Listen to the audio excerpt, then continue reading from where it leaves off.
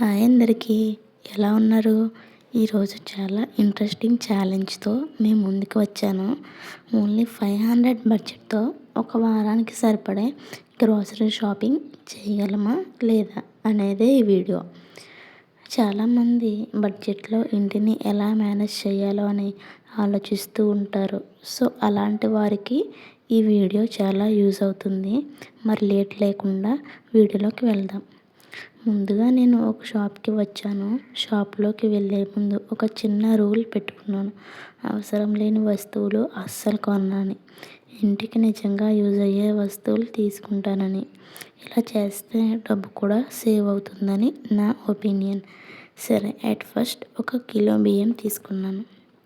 ఏ ఇంట్లో అయినా బియ్యం తప్పనిసరిగా ఉంటుంది కాబట్టి ఇది ఫస్ట్ ఐటెం. తర్వాత 1/2 కిలో ఆనియన్స్ తీసుకున్నాను.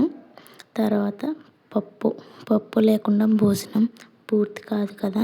అండ్ అలాగే 1/2 కిలో పెసరపప్పు కూడా తీసుకున్నాను. ఇది కూడా హెల్త్కి చాలా గుడ్. ఇప్పుడు కూరగాయల దగ్గరికి వచ్చాను.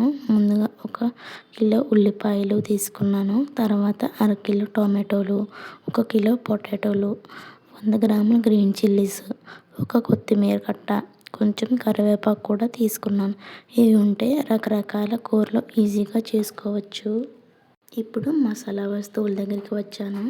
ఒక సాల్ట్ ప్యాకెట్, ఒక చిన్న పసుపు ప్యాకెట్, ఒక చిన్న కారం పొడి ప్యాకెట్, జీలకర్ర, ఆవాలు కూడా తీసుకున్నాను. చివరిగా ఒక చిన్న వంట ఆయిల్ ప్యాకెట్ కూడా తీసుకున్నాను. ఇవన్నీ రోజు వంటకి అవసరమయ్యే వస్తువులే. ఇప్పుడు నా దగ్గర ఉన్న వస్తువులన్నీ చూసుకుంటే చాలా హ్యాపీగా ఉంది. ఎందుకంటే అవసరమయ్యే వస్తువులన్నీ దాదాపు తీసుకున్నాను. బడ్జెట్ దాటకుండా ఉండేందుకు చాక్లెట్స్ కానీ, కూల్ డ్రింక్స్ కానీ, బిస్కెట్స్ కానీ, ఇన్స్టెంట్ ఫుడ్స్ కానీ ఇలాంటి వస్తువులు తీసుకోలేదు. సరే, బిల్లు వేయమంటాను. ఒక్కొక్కటి తీసుకుని బిల్లు వేశారు. బిల్ ఎంత వస్తుందో నాకు కూడా చిన్న టెన్షన్ ఉంది. 500 దాటకుండా లేకపోతే బడ్జెట్లోనే పూర్తవుతుందా లేదా చూద్దాం. ఫైనల్గా బిల్లింగ్ అయింది. మొత్తం చూసేసరికి దాదాపుగా 500 లోపే షాపింగ్ పూర్తయింది. నిజంగా చాలా హ్యాపీగా ఉంది. సరైన ప్లాన్ ఉంటే తక్కువ బడ్జెట్లో ఒక వారానికి సరిపడే గ్రోసరీ కొనొచ్చని ఈ వీడియో ద్వారా మీకు చూపించాలని అనుకుంటున్నాను. ఈ గ్రోసరీస్తో అన్నం, పప్పు, ఆలుగడ్డ కర్రీ, టొమాటో పప్పు, పెసరపప్పు, సాంబార్, ఫ్రైలు ఇలా చాలా రకాల వంటలు చేసుకోవచ్చు. ఇంట్లో డబ్బు ఆదా చేయాలంటే ముందుగానే లిస్ట్ తయారు చేసుకుని షాపింగ్ చేయడం చాలా మంచి అలవాటు. మీరైతే 500లో ఇంకేమి కొంటారనేది కమెంట్లో తప్పకుండా చెప్పండి. మీ ఐడియాస్ అందరికీ యూస్ఫుల్ అవుతాయి. ఇప్పుడు బడ్జెట్ షాపింగ్లో గుర్తు చేసుకునే కొన్ని ఇంపార్టెంట్ టిప్స్ చెప్తాను. షాపింగ్కి వెళ్ళే ముందు తప్పకుండా ఒక లిస్ట్ రెడీ చేసుకోండి. ఇంట్లో ఇప్పటికే ఉన్న ఐటమ్స్ చూసుకోండి, చెక్ చేసుకోండి. అవసరమైతే కొనండి. కాస్ట్ చూసి మంచి క్వాలిటీతో పాటు బడ్జెట్లో ఉండే వస్తువులు ఎంచుకోండి.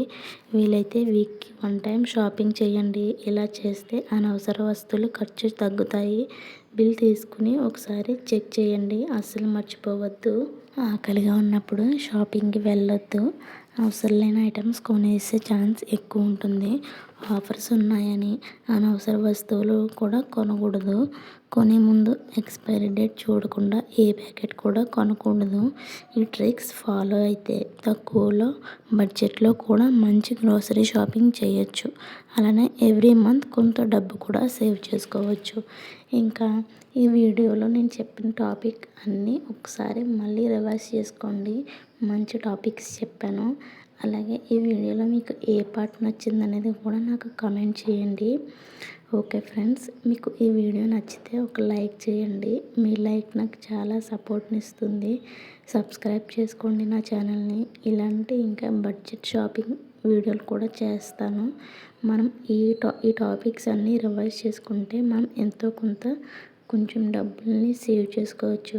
Okay friends, thanks for watching my video. Thank you so much.